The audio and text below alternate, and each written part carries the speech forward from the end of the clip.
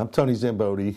I'm a mechanical engineer from the Philadelphia area with over 20 years of experience in the aerospace industry, where I design structures for aircraft and spacecraft and support equipment.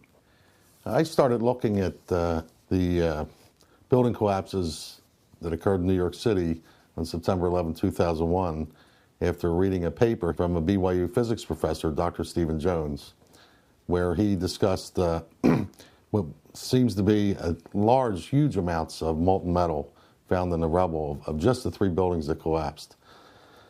After reading Dr. Jones's paper, I was taken aback, obviously shocked, and decided I needed to look at this myself. And that started 4 years ago in early 2006. Since then, I've written several papers due to my own research on the subject, and I've come to the conclusion that what we've been told as to how these buildings did collapse is false. It's unfortunately not the way it occurred. And something I've done in the last few months was written up a series of 24 substantiatable points which show that the leaders of the NIST World Trade Center investigations were less than forthright in their analysis, and that they themselves should be investigated for this reason. I just want to briefly get into each one of these points. The first point is concerns the fact that NIST claims that World Trade Center 1, the collapse initiated due to the south exterior wall buckling. The report claims this was due to inward bowing of the exterior columns that they allege bowed inwardly due to sagging main floor trusses. And there's a good bit of concern there, because if you do your own analysis on these floor trusses, you find that they don't sag nearly as much as the NIST purports them to at the temperatures at 700 degrees centigrade. I've done an analysis on that, and they only sag a couple inches, and they're saying they're sagging 40 plus inches. NIST did a testing with Underwriter Laboratories. They contracted with them as part of their report, and lo and behold, the trusses did not sag that much. And NIST sort of walked around that and claimed that the reason that the trusses didn't sag in the test was that they had fireproofing on them, and that the reason the ones in the tower would have sagged is that the fireproofing would have been knocked off.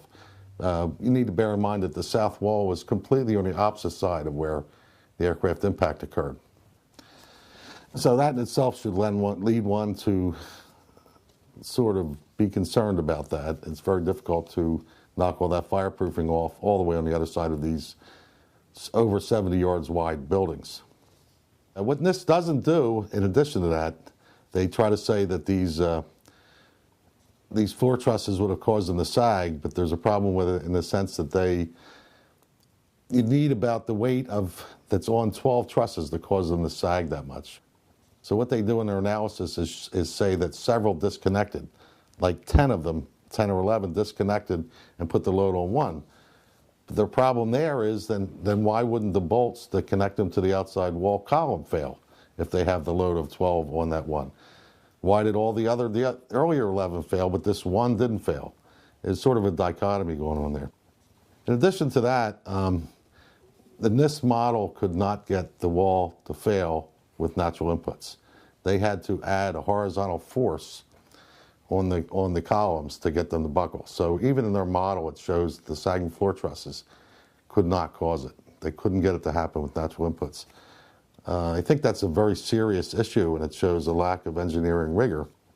The second point to be made is that the NIST report does not provide a technical analysis of the structural behavior of the building during the collapse itself. They stopped their analysis where they say the south wall buckled. And then they depend on a civil engineering professor from Northwestern University, Dr. Zdeněk Bezant, who did an analysis where he claims a progressive collapse could collapse the building. But he starts his analysis after a one-story fall. So here we have a gap between this alleged south wall buckling. What isn't explained is the propagation across the rest of the building before it falls one story. Nobody explains that. That's completely left open in the NIST report. They have not explained it. And it's important to know that. The third point sort of ties in with that second point, and that in their analysis, NIST does show what the additional loads on other parts of the structure would be if the south wall had buckled. And they provide the additional loads on the east and west perimeter columns.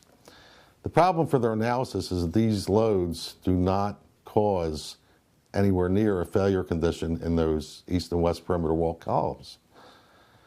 So that needs to be looked at itself. Again, this does not support their contention that this instability spread across this building.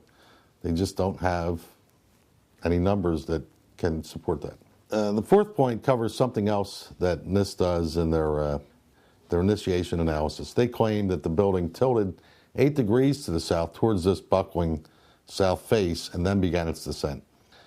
Many people have looked at this now, and this provides no analysis of their own, but individual researchers have shown, you can measure it, that the building tilted 1 degree at most prior to descending several stories, and only then did it tilt 8 degrees. So this is completely in error here and provides no analysis otherwise. Point 5 concerns Dr. Bazant's papers where he claims an amplified dynamic load would have occurred at impact. What many people don't realize is these buildings are built to handle several times the load above them. And in fact, in the towers, the central core had a factor of safety of 3 to 1 against gravity collapse, and the perimeter columns 5 to 1 when you were only considering gravity, because they also had to be designed for high wind loading and seismic loads. Well, there was no earthquakes and there was no high winds on September 11, 2001. So those perimeter columns could handle 5 times the load above them, and the core columns could handle 3 times the load above them. So that load above them, as you can see, had no chance to collapse the lower portion of the building, unless, and this is a big if, unless there was an impact with a deceleration. What happens there is the force is amplified. And it's amplified because the deceleration is many times the rate of gravity. What has to happen, though, and you heard me use the word deceleration, is that the impacting object has to decelerate. And when it decelerates, it loses velocity. Well, the drop of the upper section of the North Tower, or World Trade Center 1, has been measured by a large number of people now. There is no deceleration. Dr. Bazant never measured that. He just assumed that there was a deceleration and what he considered a very large jolt. A very powerful jolt is the way he termed it. The fact that there is no deceleration shows that there was no impulsive load or amplified load. Some people try to defend, apologists for the present official story try to defend this by saying that the building tilted. Well, as I explained in the point 4 just a few minutes ago, there is no large tilt prior to this building coming down straight for several stories. It's a very small tilt, if any. It comes down several stories and then tilts. So that point is refuted. Other people tried to say that the impacts on the outside of the wall would have somehow been attenuated. Well, there's demolitions done in France, which use what we call the Vernage technique, where they take out a couple floors worth of columns with hydraulics. They take the columns out and they let the upper section of the building drop 2 full floors. That's somewhere around 25 feet. It's a significant drop of a large mass. And you can measure it. And when it impacts the lower section, there's a very definitive, observable jolt, deceleration, and velocity loss. And you can see it in the graph. It is not there in the case of the North Tower. The next point, I discuss this claim that the upper section of each of the towers crushed the lower section. However, when you watch video closely, in the case of World Trade Center 1, you'll see that the upper section disintegrates itself. Its lower stories are breaking up before it even impacts the lower section. It appears to be a controlled demolition of its own of the upper section, and that would be done to generate momentum of that upper section before it contacts the lower section. Point 7 discusses the fact that NIST acknowledges in their response to a request for correction that they are unable to provide a full explanation of the total collapse.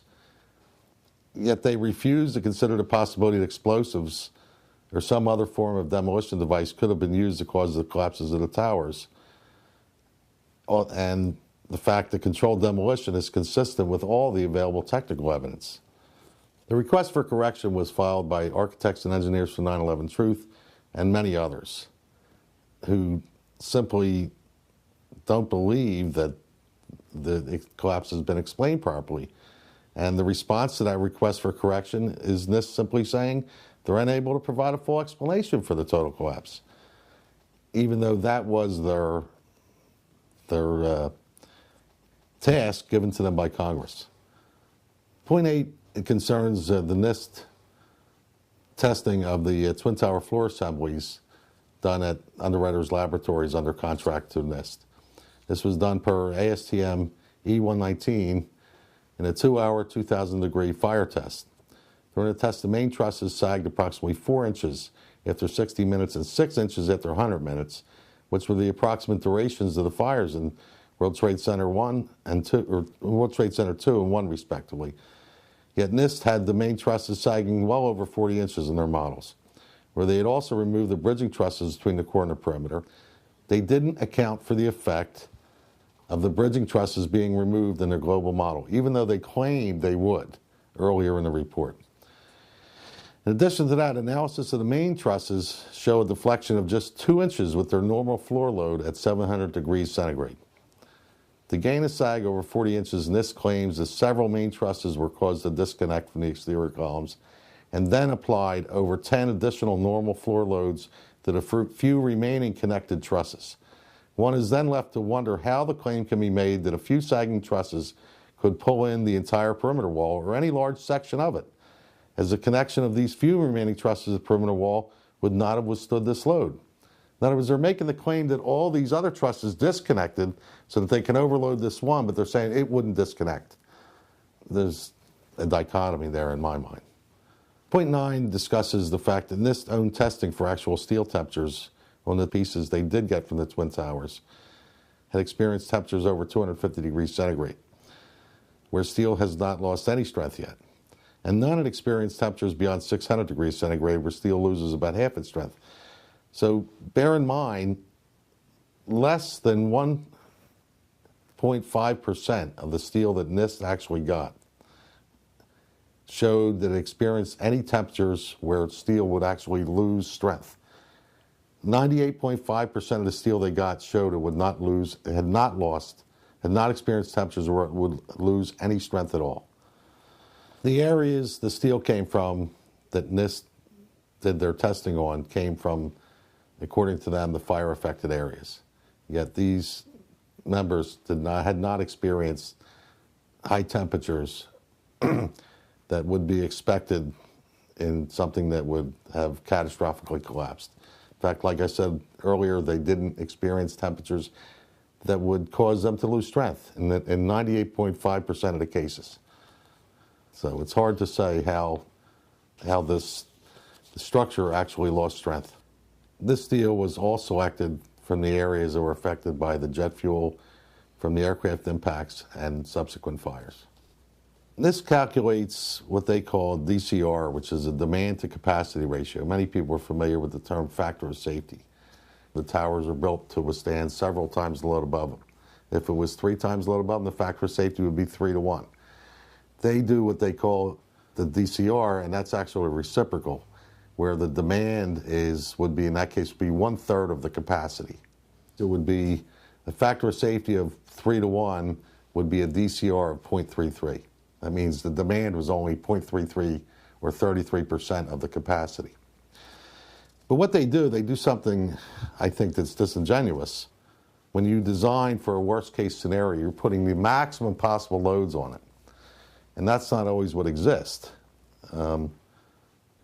That's what they determine their factor of safety or demand to capacity ratio from, the absolute worst case loads that the tower would ever experience.